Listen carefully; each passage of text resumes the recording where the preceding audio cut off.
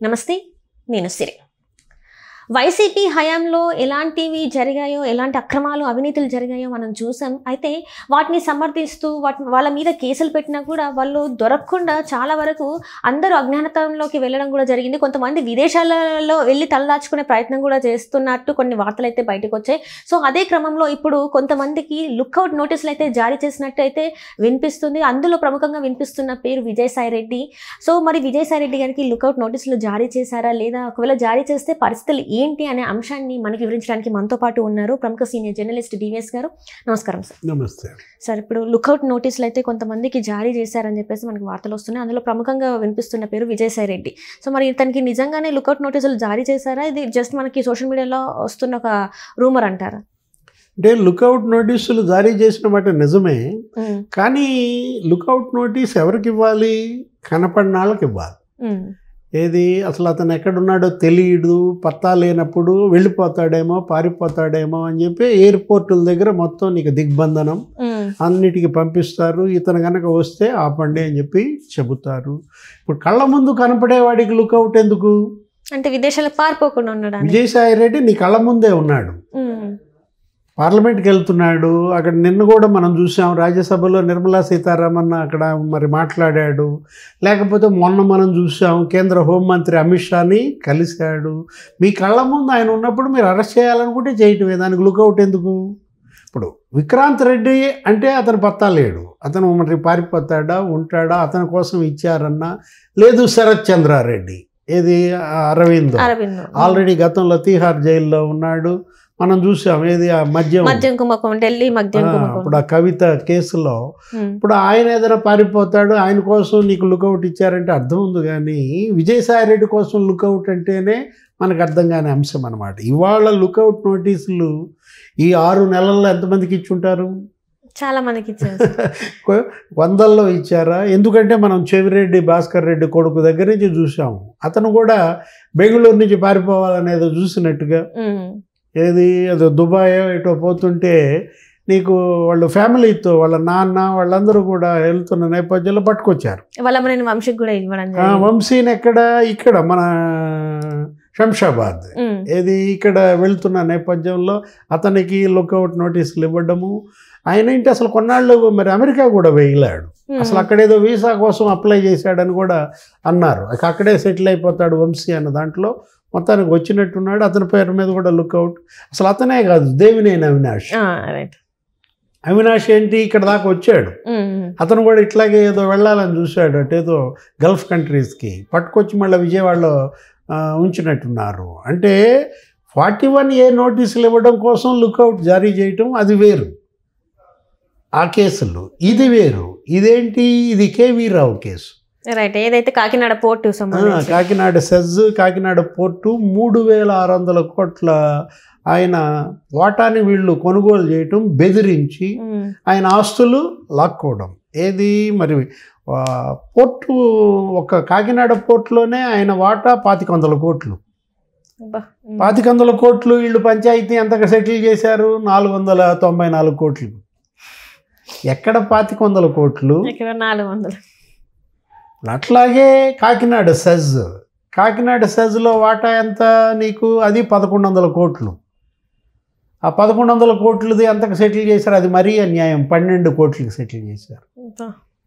ఎక్కడ 1100 కోట్లు, ఎక్కడ 12 కోట్లు? అంటే ఏదో ముష్టేసినట్టుగా. అసలు దాని మీద రాబడే నీకు సంవత్సరానికి 400 నుంచి 600 కోట్లు వచ్చుద్దంట. అంటే ఒక ఏడాది దాని మీద వచ్చే లాభం ఇచ్చేసి కొనేస్తారా?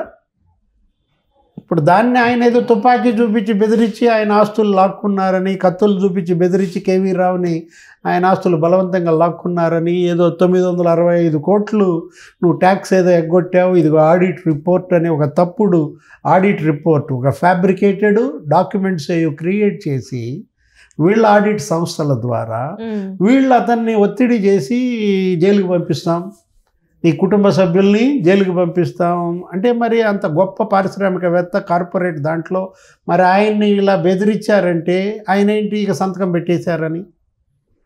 ఆ రోజు ఆంధ్రప్రదేశ్ సీఎంగా జగన్మోహన్ రెడ్డి ఉన్నప్పుడు కేవీ రావుని పిలిపించారు.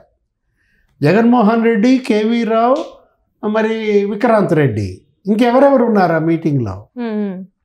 తనేదో తన బాధ ఏదో చెప్పుకోబోయాడు కేవీ రావు, అది కరెక్ట్ కాదండి, మరి అది నాకు చాలా అన్యాయం జరుగుతుంది, మీరు దాని వాల్యూయే 3600 కోట్లు, మీరు 490 కోట్లకి ఎట్లా తీసుకుంటారని తన అభ్యంతరం తను ఏదో చెప్పబోతే అతను విక్రాంత్ ఏది చెప్తే జై అన్నాడు జగన్. అసలు ఆయనకి తుపాకీ చూపించింది ఎవరు అనేది వాళ్ళ ఒక పెద్ద ప్రశ్న.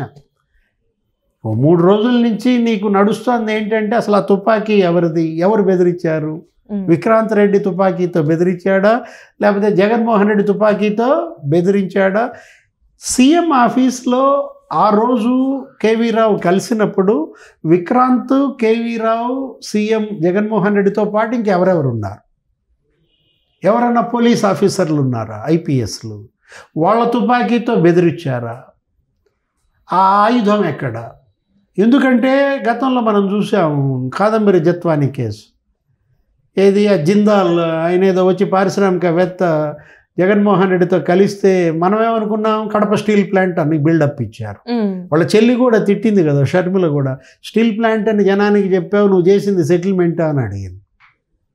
ఏది ఆ జత్వానీని కిడ్నాప్ చేయమని తీసుకురమ్మని 3 ఐపీఎస్లు తాడేపల్లి సీఎం ఆఫీస్లో, ఎవరు పిఎస్ఆర్ ఆంజనేయులు, కాంతి రాణా, లేకపోతే విశాల్ గున్ని.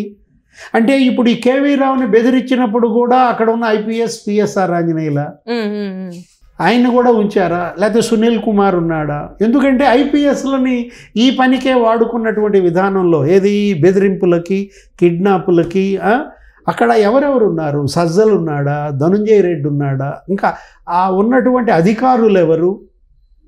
వీటన్నిటిపైన ఇవాళ సిఐడి దూకుడుగా వెళ్తోంది అంటున్నారు. ఇప్పటికే కేవీ రావు వాంగ్మూలం నమోదైంది. వీళ్ళందరికీ లుకౌట్ నోటీసులు జారీ అయ్యాయి. ఎవరికి? విజయసాయిరెడ్డి, విక్రాంత్ రెడ్డి, శరత్ చంద్రారెడ్డి. ఎప్పుడు అసలు యాక్చువల్గా వీళ్ళు పాత్రధారులమ్మా. వీళ్ళంతా ఏంటి? పాత్రధారులు మాత్రమే. అసలు సూత్రధారి జగన్మోహన్ రెడ్డి కదా. ఇవాళ A1 అతను ఈ కేసులో. ఇప్పుడు రానం వెంకటరమణారెడ్డి కూడా అదే అన్నట్టున్నాడు, వాళ్ళు ఏదో ప్రెస్ మీట్ పెట్టాడు ఆయన కూడా. ఏది ఈ కేసులో A1 జగన్మోహన్ రెడ్డి, A2 విజయసాయి రెడ్డి. ఎందుకంటే కొన్నది వాళ్ళే. ఎవరు? అరవిందో ఆయన అల్లుడిదే కదా, రోహిత్ రెడ్డి. అదే ఇప్పుడు ఈ లుకౌట్ టీచర్ శరత్ చంద్రారెడ్డి రోహిత్ రెడ్డి బ్రదరే కదా. అంటే విజయసాయి రెడ్డి A2, విక్రాంత్ రెడ్డి వాళ్ళ నాన్న ఎవరు? సుబ్బారెడ్డి, వైవి సుబ్బారెడ్డి A3గా ఉంటాడు. ఇక మిగతా వాళ్ళంతా A4, A5, A6గా వెళ్లాల్సిన పరిస్థితి అన్నమాట. ఇప్పుడు సిఐడి బాగా దూకుడుగా ఉన్న నేపథ్యంలో ఈ కేసులో జగన్మోహన్ రెడ్డి జైలుకి వెళ్ళడం ఖాయం అంటున్నారు. Right. Thank you so much.